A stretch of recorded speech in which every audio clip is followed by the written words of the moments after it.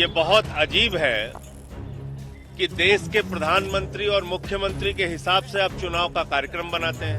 हमारा मकसद है कि भारतीय जनता पार्टी जो देश में नफरत की, सांप्रदायिकता की राजनीति कर रही है, दंगे फसाद और झगड़े की राजनीति कर रही है, उनको इस उपचुनाव में भी पराजित किया में पहुंचा दिया है। थाने में मोहित पांडे की हत्या हुई, थाने में अमन गौतम की हत्या हुई, एक पूर्व फौजी को पीटा जा रहा है। पहले तो चुनाव आयोग की जो भूमिका है, ये बहुत अजीब है कि देश के प्रधानमंत्री और मुख्यमंत्री के हिसाब से आप चुनाव का कार्यक्रम बनाते हैं।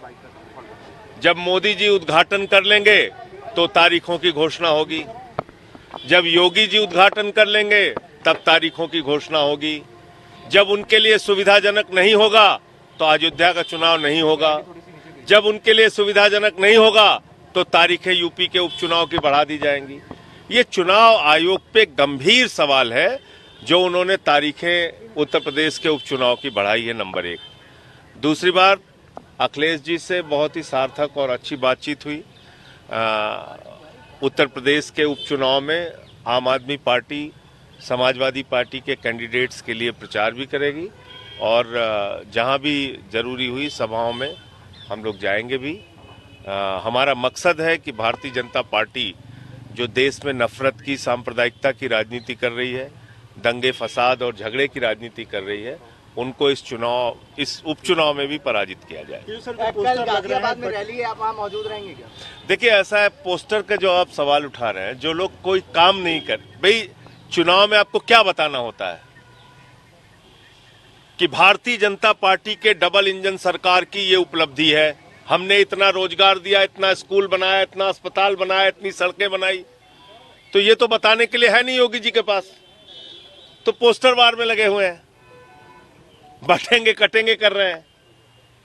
आपने तो उत्तर प्रदेश को आज इस हालत में पहुंचा दिया है। थाने में मोहित पांडे की हत्या हुई, थाने में अमन गौतम की हत्या हुई, एक पूर्व फौजी को पीटा जा रहा है रायबरेली के अंदर, 27,000 सरकारी स्कूल आप बंद करने जा रहे हैं, 26,000 सरकारी स्कूल आप बंद कर चुके हैं, ओबीसी आरक्षण को आपने खा लिया, जिसके कारण से नौजवान वो धरने पर बैठा हुआ है, आंदोलन कर रहा है कि हमारा आरक्षण हमको दिया जाए।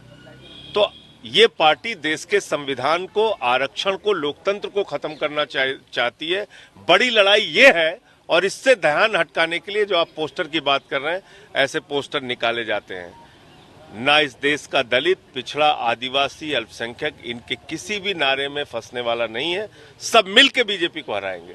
जो कह रहे हैं ना बटेंगे, तो दलित, पिछड़ा, आदिवासी, अल्पसंख्यक बिना बटे बीजेपी को हराने का काम करेगा। पोस्टर में ये सरकार हिंदू जाति में बटेंगे तो बांग्लादेश जैसे कटेंगे, इस तरीके की। देखिए, ऐसा है, हिंदू किसको मानते हैं? ये रामनाथ कोविंद जी को हिंदू मानते हैं?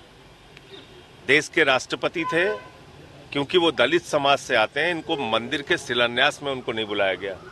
प्रभु श्री राम के मंदिर के शिलान्यास में श्री रामनाथ कोविंद जी को नहीं बुलाया गया, जो तत्कालीन राष्ट्रपति थे। मौजूदा राष्ट्रपति श्रीमती द्रौपदी मुर्मू जो आदिवासी समाज से आती हैं, मंदिर के उद्घाटन में उनको नहीं बुलाया गया। किसको हिंदू मानते हैं ये? अखिलेश यादव जी एक मंदिर में चले गए पूजा करने पत्नी के साथ, तो उसको धुला गया गंगा जल से। किसको हिंदू मानते हैं ये लोग? इनके हिंदू की परिभाषा क्या है? 100 साल हो गए आरएसएस को बने हुए। एक दलित और पिछड़े का नाम बता दीजिए जो आज तक आरएसएस का प्रमुख रहा हो। एक दलित और पिछड़ा मैं पूछ रहा हूं आपसे, 100 साल के अंदर। तो हिंदू किसको मानते हैं? बीजेपी वाले किसको हिंदू मानते हैं? पूछिए उनसे। हमसे जुड़े रहने के लिए हमारे YouTube चैनल को सब्सक्राइब करें और नई वीडियो की नोटिफिकेशन के लिए बेल आइकॉन को दबाएं।